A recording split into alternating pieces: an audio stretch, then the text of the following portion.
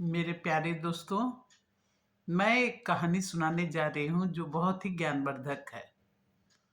हम सभी संसार में माता-पिता, भाई-बहन सबके साथ रहते हैं, परंतु कोई भी काम करो, उस काम में लोग कभी दया दिखाते हैं और कभी इस तरह रुष्ट होके बोलते हैं कि लगता है जैसे खुद को आदमी मनुष्य अपने आप को निकम्मा समझने लगता है।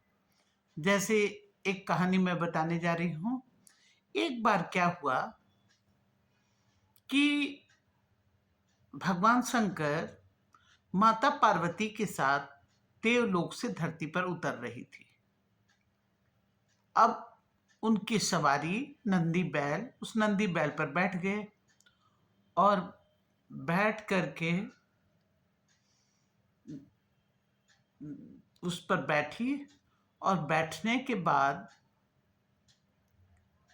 शंकर जी उस नंदी बैल को लेकर नीचे उतर ही रहे थे। तो जब नगर में, इस संसार में, भूलोक में उतरे तो सारे लोग उन दोनों को देख रहे थे, शंकर जी और पार्वती जी को। और बैल बहुत मसक मसक कर चल रहा था, मानो काफी उसके पीठ पर बोझ हो।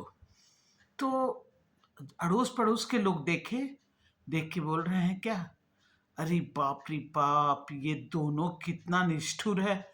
देखो ना, वो बैल मरा जा रहा है और दोनों उसके पीठ पर बैठे हुए हैं। तो शंकर जी पार्वती जी को बोले कि हम उतर जा रहे हैं, तुम बैठ के चलो। बोली ठीक है। आगे बढ़ने लगे। आगे बढ़ते बढ़ते गए तो जितनी स्त्रियां देख रही थी और जितने पुरुष, तो स्त्रियां कर रही है क्या, आह, देखो ना ये आदमी को, लगता है पक्का जोरू का गुलाम है। अपनी पत्नी को बैठा दिया है और अपने पैदल चले जा रहा है। फिर थोड़ा आगे बढ़ी तो पार्वती जी खुद अपने उतर गई। बोली क्या, कि आप बैठ जाइए और हम पैदल चल रहे हैं। फिर जब चलने लगे तो थोड़े दूर के बाद लोग देख के बोलते हैं, बाप रे बाप, ये आदमी कितना निष्ठुर है, अपने बैठा है बैल पर और ये औरत को ये पैदल चला के लिए जा रहा है। बोले ठीक है।